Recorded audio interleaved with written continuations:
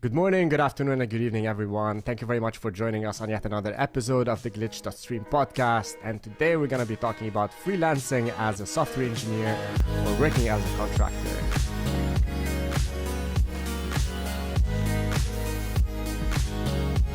I have a very special guest today, which I'm going to introduce in a bit. But before we do that, I want to thank you one more time. And I'm super grateful for all of your support, your commitment to this show. Listening in, commenting, liking, sharing all of the content. I really, really appreciate all of that. And if you really like this content and you're benefiting from it, I would love if you even support me a little bit further, by checking out my Patreon page or by even checking out my Buy Me a Coffee page, where you can make a small contribution, one-time contribution, or you can go for Patreon to make a more of a subscription. And with the Patreon subscriptions, you can pretty much get access to stuff that normally I don't make public, or I make it exclusive to the Patreon subscribers.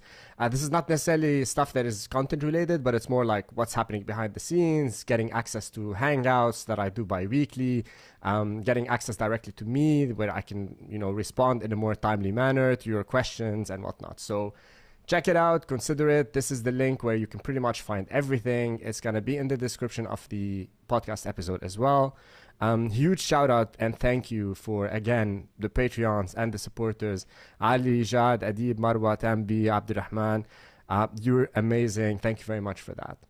And without further ado, I want to switch over to our guest and the content of this episode today. I'm having Zac Brady joining me. Thank you, Zac, for joining this episode. Zac is a contractor currently. He specializes by working with early stage startups that have product market fit, but they are trying really to grow and scale up. He has been working as a software engineer for about 10 years, but he's been in the industry for far longer than that. He's mainly involved with, smaller scale engineering efforts, which is also a discipline all by itself. And it's not entirely different than larger scale, but there's definitely way more stuff happening in many other dimensions. So, Zac, thank you very much for joining me today. And before we do that, Zac also is a podcast host of Tabs and Spaces that he runs with two other co-hosts, which I recommend that you check it out. It's also pretty cool, and they cover a lot of awesome technical, non-technical topics. This is the link for the podcast, and it's going to also be in the description. So without further ado, Zac, thank you very much for joining me today. Is there anything else that I missed in your background that you'd like to share with us? No, I think you pretty well covered it off. I mean, it's great to be here on a Monday morning. I'm excited. I got my coffee, ready to have a chat. So in terms of my background, you did a really good job of covering it. Yeah, I'm a contract software engineer, and as you say, I work with early stage startups. I'm not necessarily the ones where you're burning through angel investor money by the second sort of thing. But generally, I join the startups right around the time that they're about to get their Series A, and from there they've got enough money to be able to say, right, now we've got this slapped together piece of software. How do we then turn it into something that'll grow our business for the next couple of years? And I'm not talking about grow our business into Netflix in the next couple of years, and I'm not talking about writing software that's going to last 10 or 15 years. It's just the next iteration sort of thing. And I've found that over the years, I've done that with a number of startups and found out that, I feel like I'm pretty good at it. So that's what I do. Yeah. Fantastic. Series A is a nice sweet spot, because first of all, they have some validation for their product. They have some market fit validation as well. And they have money, they're not really starving for resources. So they can definitely afford to, hire talent on a need basis and really start to scale up their operations. Yeah. So that tends to be the way that I jump in, and yeah, it's a great time to come in as well because you're building a lot of exciting stuff. Tends to be that at that point, startups go to look for the best talent that they can find. So you end up working with some really talented people, so everyone gets excited about the software and the possibilities that you could deliver. So. As you say, it's an exciting time to join a company. Fantastic. Zac, how did you get into software engineering? So software engineering, way back when I was, I was playing around with, VB script when I was sort of like 8 or 9 years old and that sort of stuff. So I've always been interested in software engineering, and I've wanted to be a software engineer since I was a young boy. But in terms of how I made my way through, I did a uni degree, ended up in systems management, so not software development, and then ended up traveling Europe for working in bars for about 5 years, and then so just long enough for my degree not to matter anymore. So when I did finally start going back into tech, I couldn't get into development again. Ended up going through support, application support and stuff like that, and then finally managed to convince one of my employers that hey, I can do some code too, and managed to make my way in, and started there, around 2012, 2013, started developing ASP.NET web applications. And so I've been a web developer since then. Awesome. You mentioned something where you struggled, not struggled, but like you faced some challenges or resistance from Hmm. employers to convince them at least that you are a software engineer, or Hmm. you can write code. Why do Hmm. you think that is the case? Why do you think that employers are sort of risk averse, and they just want to have guarantees of everything before they can take some risk on someone? Because it costs a lot of money and time and resource to bring people on, and you don't want to make bad bets. It's pretty much as simple as that, I would imagine. I haven't been. I mean, I have been involved in hiring processes and choosing people to come in. I haven't been involved to the depth where I would be the one spending money on the people coming in, and I imagine that adds a whole new dynamic to who you want to hire. But for me, it was just how they fit in the team and all that kind of stuff, and how much time we're going to invest in them. In terms of my personal experience, I was in a application support team. I was developing tools to help with application support whilst I was doing it, to try and just keep my coding going and stuff like that. And was saying to the development team, "Look, I know how to do things," and in reality, when I look back at it, I was very impressed with the things that I did then. But I know that if I was looking at them now, I'd be like, "Yeah, that's nice. You've done some cool stuff. Keep working, and that will turn into something." And I think that's really why I didn't get across. So for me, it was probably just that I was a little bit too junior, and they were looking for someone more mid or something like that. But I mean, there's a number of different reasons why someone might not take on another person. I'm not sure if it's like a sweeping thing where people just don't want to take people on. It's a case by case basis, right? I think it's also like a matter of experience, right? A lot of these companies and startups pretty much, and at least from my experience, what I've seen, they want senior people who are experienced, who can just come in, be productive from day one. They don't want to train, they don't want to invest in, getting people up to speed on things. They just want to have the shortest onboarding ramp up period possible, while also not paying huge money. So I think that's what pretty much everyone is looking for.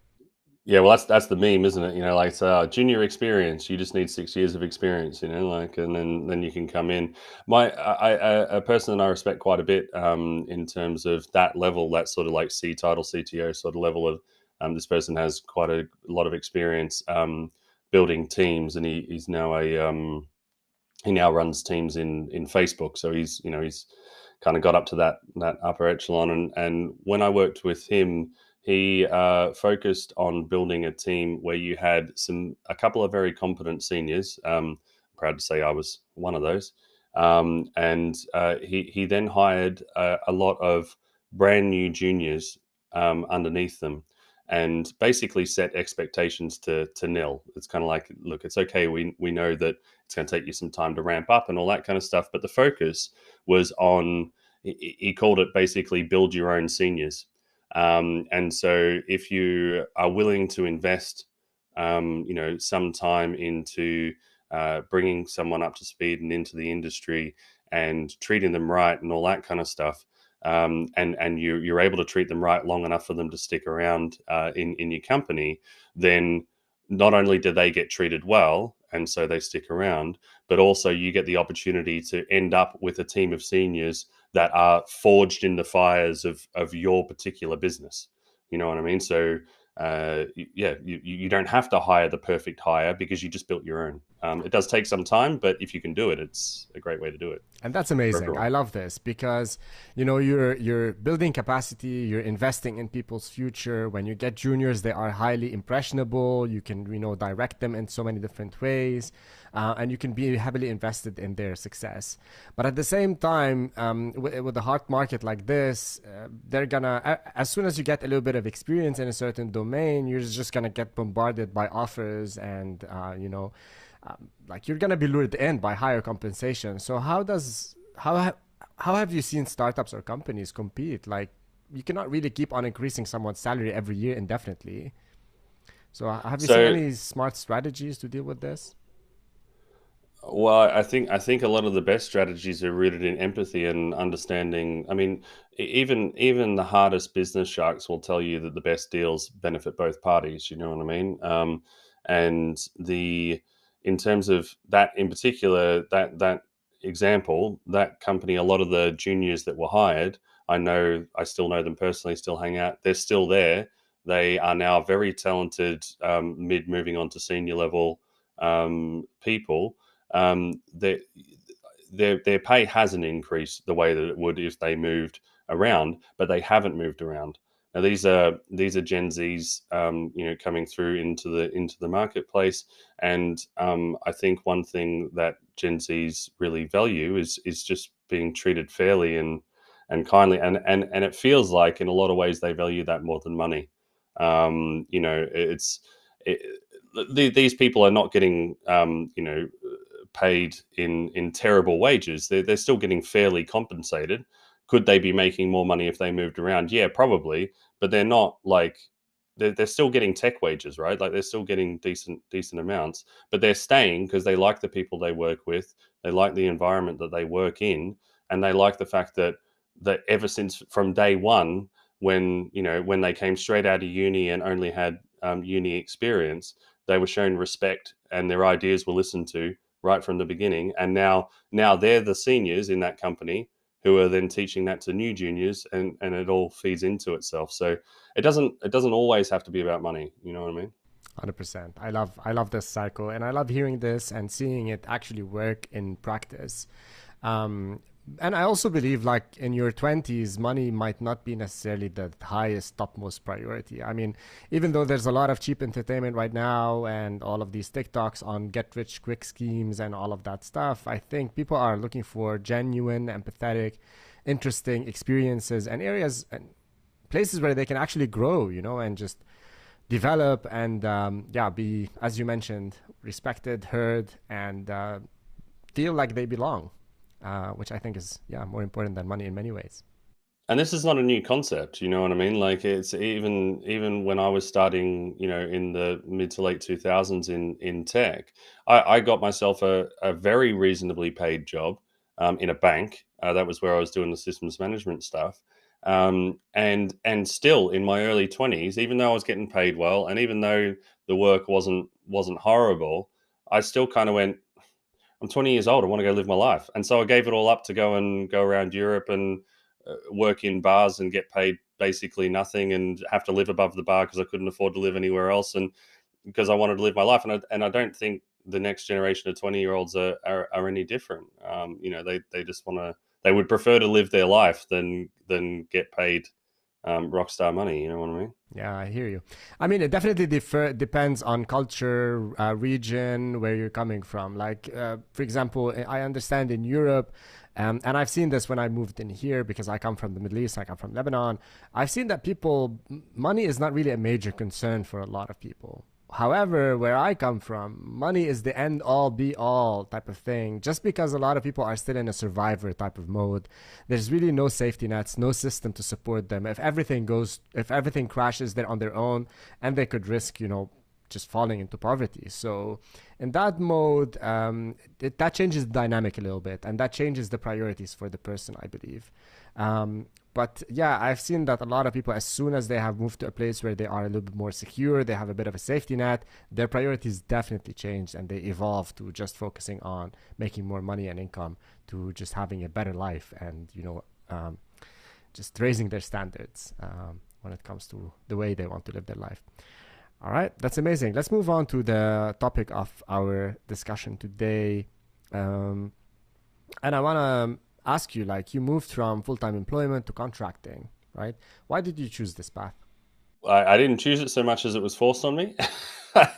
um, so essentially, it comes down to the way that I prefer to work, and sort of the way that my headspace sort of works. So throughout my career, I I basically accidentally stumbled across the what I feel was a really the right path for me in terms of how I structured my career. So I basically only stayed in a place about 18 months, 2 years, sort of tops. Some much shorter than that, some only slightly longer than that, but generally around 18 months was where my feet started getting itchy. Generally, I described it as like when you first start, you got all these like brand new challenges, you're learning things and all that kind of stuff, and then you get to like sort of like the 12 month mark, and you're like, yeah, I'm finally like I'm productive, like I can fix most things, and this is really cool. And then you get to about 18 months, and it gets to be that problems are either so easy that they're boring or so difficult that you don't want to do them. And at that point, it just I don't know, I just really lost interest in doing that sort of stuff, and I wanted to go back to the start and learn new things and all that kind of stuff. And so that caused me to move around a lot, which did great things for my pay and my experience. Because I got lots of varied experience. And for a while there, that made me really horrible because people came like and people looked at my CV and they're like, "Wow, you've done a lot." Like, you can you come in and do this for me? And I'm like, I don't know, probably. you know um and but after a while you start getting to like sort of tech lead, principal developer sort of roles and all that kind of stuff. And I'm going into interviews and they're saying, well, where are you going to be in the next 5 years? And I'm like, probably not here. Like I'll give you 2 good years. You know what I mean? Like it's going to be, I'm going to work really hard for you for 2 years, but let's face it, I'm probably going to be bored by then. So and that's not really an attractive prospect for permanent employment. And then I went into a new role and got sacked. And then so I had about a month and a half worth of runway in my personal accounts. And a few people kind of said, "Hey, look, maybe now's the time to try out contracting." So yeah, I doubled down and had a go at it, and it's never looked back. It's been great. Amazing. I love this. You mentioned a few things that, are that's struck me a little bit. So you mentioned that after a year and a half, maybe 2 years, problems are either easy that they're boring or hard that you don't want to deal with them. That's a very interesting statement because it also reflects what I've personally experienced. And what I'm curious about is what happens after this threshold. And do people really actually solve the hard problem if they stay longer, or do they fall into a limbo where they, keep struggling but not making a lot of progress and falling into this very difficult situation where they're trying to push for making things better, but they're not really being very successful. And because they're not really empowered, they don't have a lot of power, they're not growing in ranks. And the problems that they're trying to deal with are way bigger than what their capacities are. Or are they successful in actually solving these problems?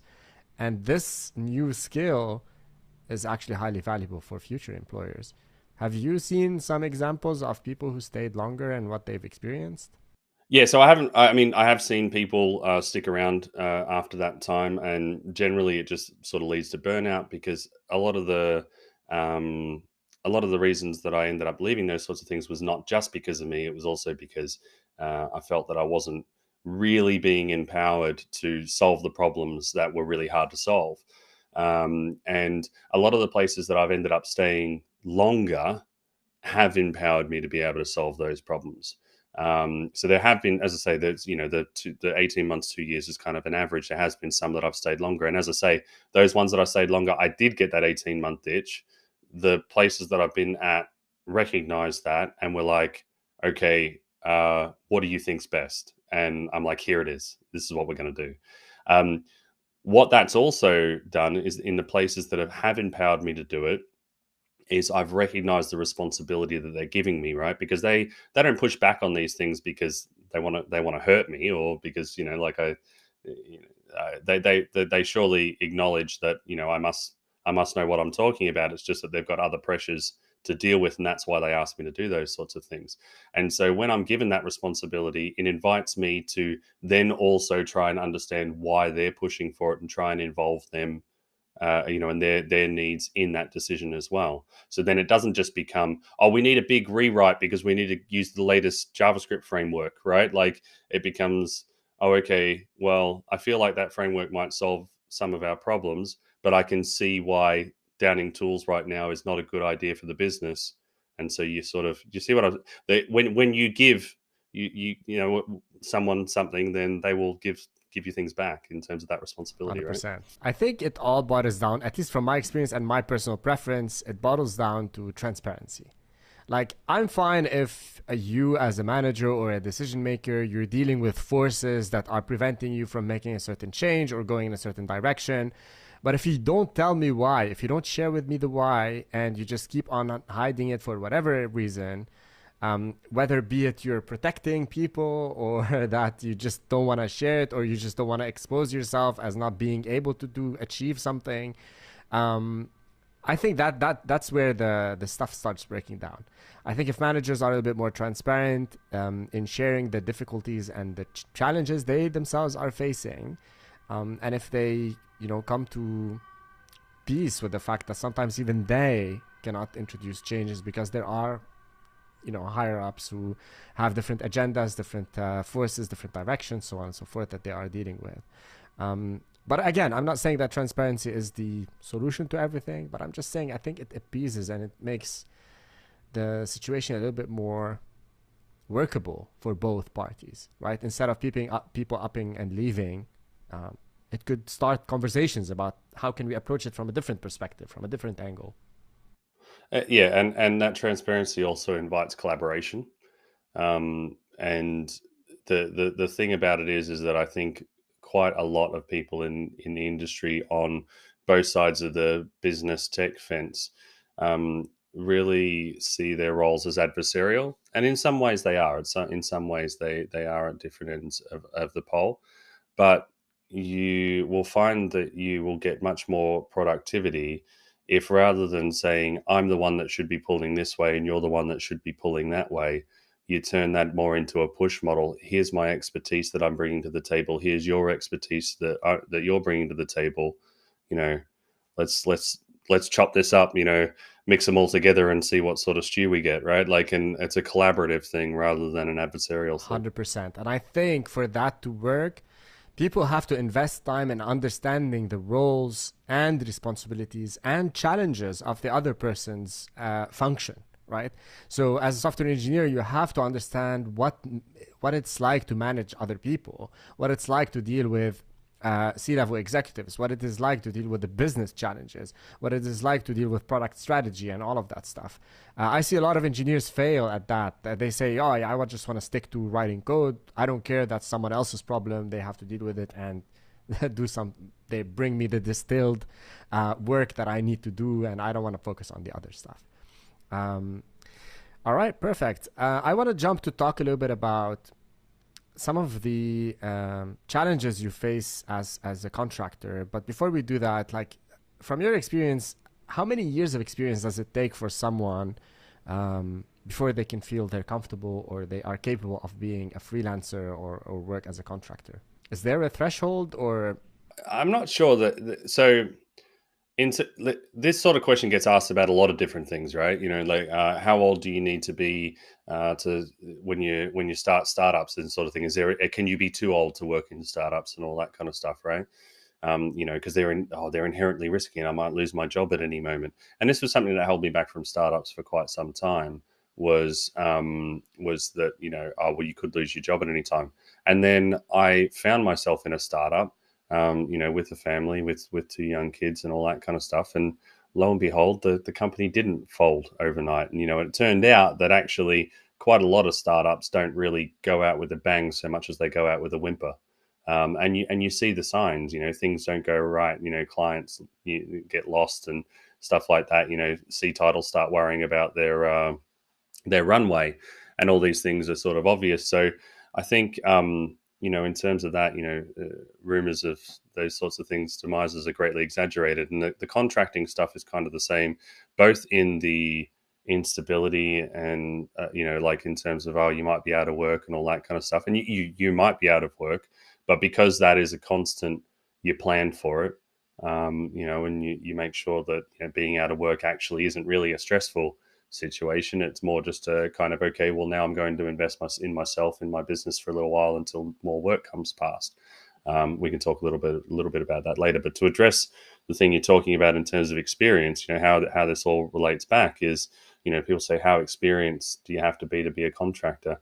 I mean, think back on your own experience. How many contractors have you seen that like just don't cut the mustard? And you're like, how did you become a contractor, sort of thing? It's not unusual to find these people, right? Like, and so when you say, oh, I might not be experienced enough to be able, it's almost like if you're asking the question, am I experienced enough to be a contractor? Then you probably are. So Yeah, that's a great way of that's a great litmus test, maybe. yeah. But I'm trying to ask the question from the perspective of engineers who really have no clue what the contracting world is like. So let me ask this question differently: what skills are required for you to be a successful contractor? Well, it depends on what sort of.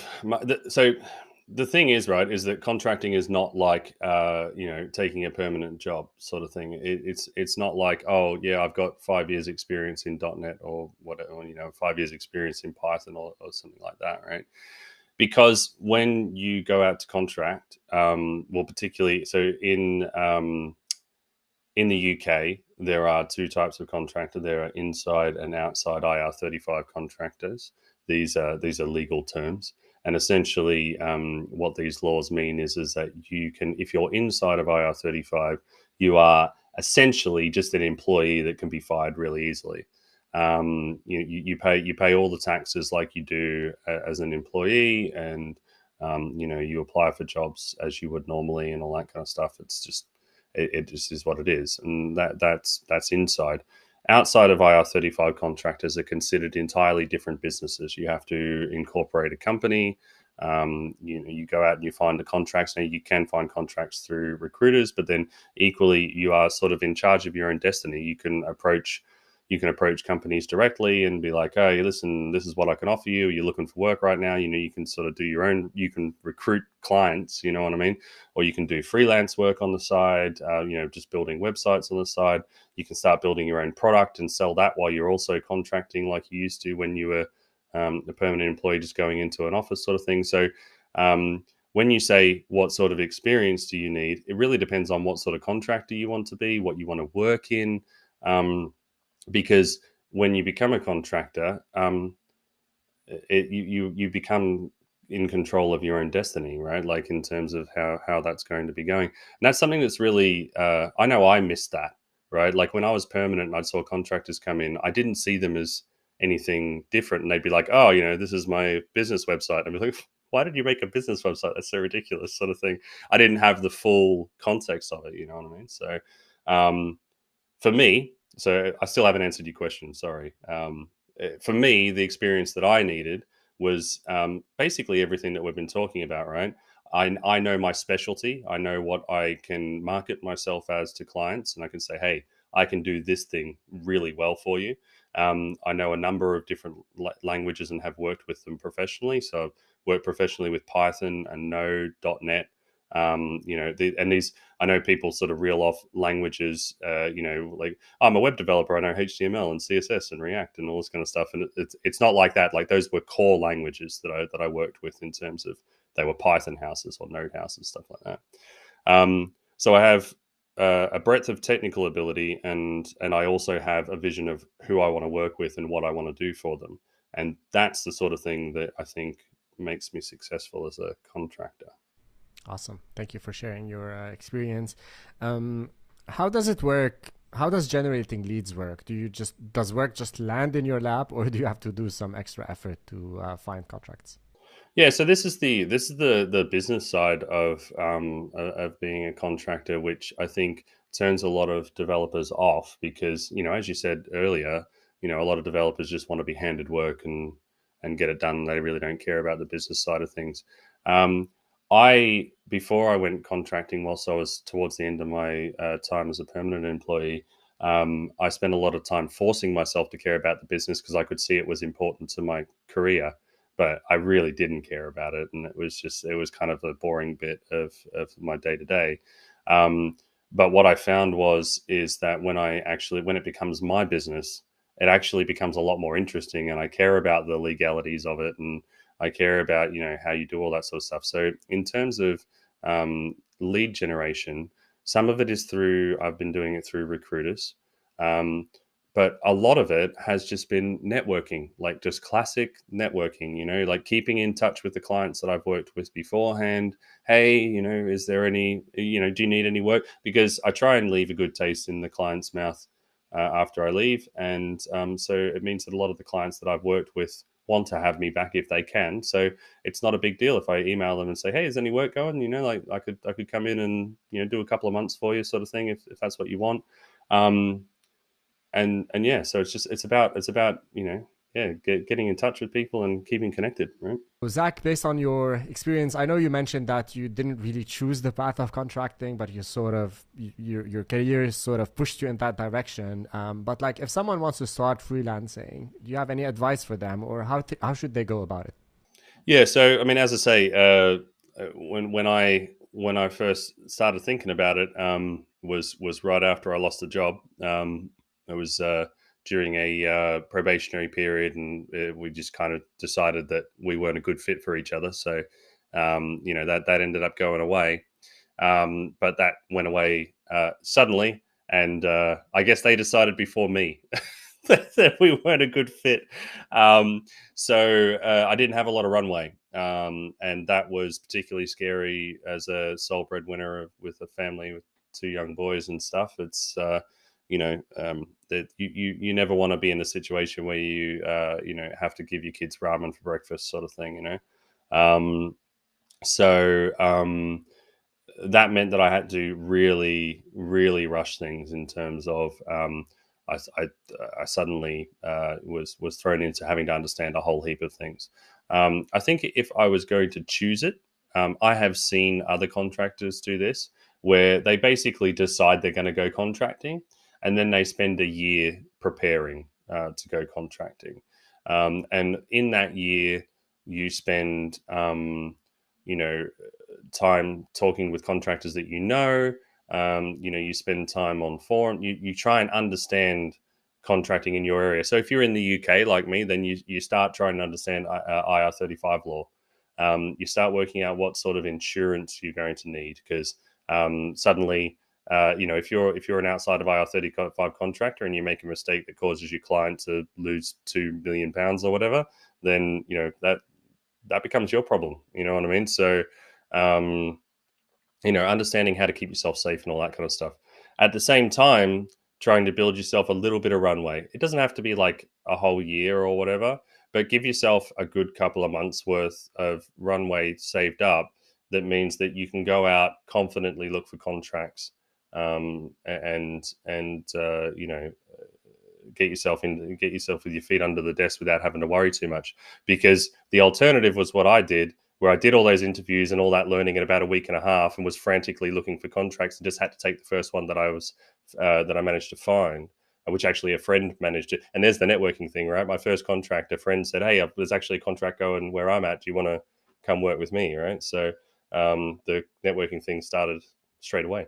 But yeah, I would not recommend that. That was a little bit scary. I guess if you've maybe if you haven't got a family and you can just go back to mum and dad's place for a little while and not have to worry as much, maybe you can rush it if you're excited about it. But I think if you're in my situation, you might want to take a little bit more time with it.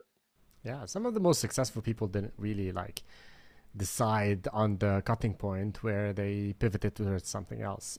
So I totally understand how sometimes life throws something in your way where it pushes you in a certain direction, and then it turns out everything's fine. You survive it. You live to to talk about it, right? Yeah.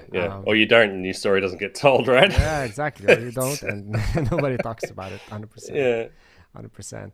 So The past couple of years, the let's put it this way, the global conditions haven't been ideal. So from COVID, the closures, the really volatile markets, now the aftermath of COVID, the horrible macroeconomic condition, stocks are tanking, layoffs everywhere. We really don't know. Recession is coming, or it already is here. The war in Russia and Ukraine, um, a, a huge turbulence globally. How do you cope with that as a contractor? Well, so I've been quite lucky. I've had a fairly stable contract for the last sort of 18 months thereabouts, and it doesn't look like that's going away really soon. But I do know some other contractors. Both the other hosts on my podcast are both contractors as well, and so I know from them there's still plenty of work going around. I mean, the funny thing about tech is that largely it seems untouched by a lot of these conditions. I know that when COVID first hit, um, that hit the contracting market quite hard because there was so much uncertainty that a lot of companies just started mass dropping contractors just to try and cut costs, sort of thing. And look, those things are going to happen. But as I say, I've never been so stable in my finances since I've been in contracting because you can be the one thing you can be sure of is that you can't be sure of anything in terms of all that. So um, you get paid more as a contractor, but a lot of that I leave in my company, and I budget well, and I make sure that I have enough time for holidays and stuff, because that's the other thing that contractors don't get paid when they don't work. And so making sure that I've got that built into my budget and everything. And it means that even if my contract went away tomorrow, I wouldn't have to start worrying for about another 8 months. Because everything would just keep ticking along. So yes, the economy and all that kind of stuff is probably not great for that sort of thing right now. I'm lucky that I don't have to worry about it because I'm in a stable contract. Um, but yeah, it's just things you have to deal with, right? So you kind of answered this already, but I still would like to ask it. Like, how do you prepare for retirement as a contractor? Like, obviously, you're gonna be responsible for all of these things. Can you accumulate? Can you accrue a pension? How do you deal with that stuff? First of all, in terms of how do you do it? I don't do it without an accountant. You should engage accountants, lawyers. I'm part of a independent freelancer union that I pay money to look after freelancer rights and so forth in the UK. It's if you're in the UK and you're looking to do this, they're called IPSE, IPSE. I can't remember. That's an acronym, right? But I can't remember exactly what that comes out to. But that's what you're looking for. And they do newsletters to keep you abreast of all these sorts of things. And so in terms of how do you accrue a state pension, there are very specific accountancy things you can do within your business.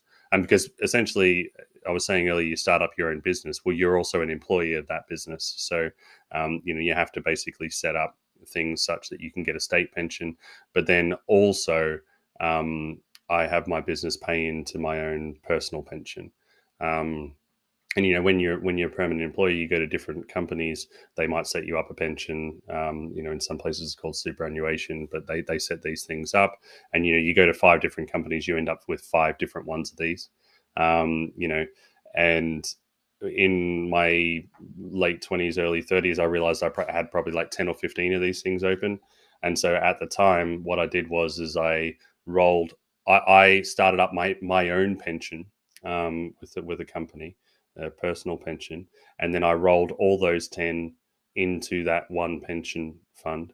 And then, because you remember I was saying I moved every 18 months, so I was accruing these things like they were everywhere. I was finding pension funds down the back of my couch, right? And so so I rolled it all into that one, and then as I moved forward, every time I got a new one, I'd have that one and my personal one, and if I had another one, then I'd just when I went to the next job, I'd roll it back in. So I already had this thing set up, and now when I just get my company to pay into that. So yeah, I should be. Well, I mean, look, I'm going to be as good as any other millennial in retirement. You know what I mean? Like it's probably not going to be great, but I'm trying my best. 100%. I hear you. Zac, this has been very insightful. Thank you very much for all of what you shared with us today. Do you have any last thoughts to share with our audience? Yeah, don't hold yourself back, because we've spoken about how I was a little bit scared to get into startups to begin with, and I got in and it was fine. And I was a little bit scared to get into contracting, and I got in and it was fine. I think if you're asking you questions of whether I think can I do this sort of thing, normally that's because you're informed enough to know that it's going to be hard, and the fact that you're informed kind of means that you're already one step ahead. If you weren't questioning yourself, then that's how you walk into fires that you weren't expecting, right? But I guess if you want any further advice than that, you could probably come listen to Tabs and Spaces, and I'll tell you more about it, right? Perfect. Zac, thank you very much for your time. Thank you very much, everyone, for listening, and we will catch you next time.